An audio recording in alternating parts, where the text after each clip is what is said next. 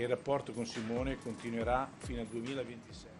Kita beralih ke informasi lainnya, Saudara. Dari putaran kedua Final Four Proliga 2024, tim putri Jakarta Electric PLN tampil sempurna dengan menundukkan Jakarta Pertamina Enduro. Sementara putra Jakarta Lavani berhasil mempertahankan status tak terkalahkan.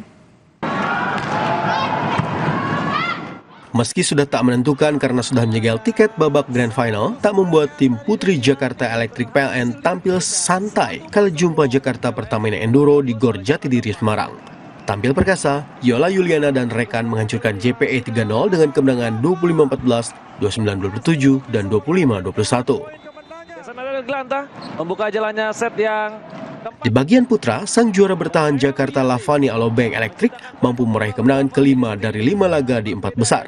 Cuma Jakarta Stinbin, Lavani yang juga telah memastikan lolos ke Grand Final harus bermain 4 set.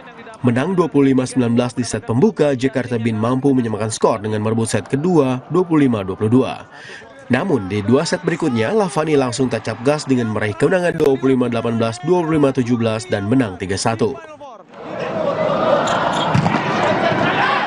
Di pertandingan putra lainnya, Jakarta Bayangkara Presisi membuka peluang lolos ke Grand Final setelah menundukkan Palembang Bang Sumsel Babel. Menang dalam pertarungan 3 set, 25-19, 25-19, dan 25-19.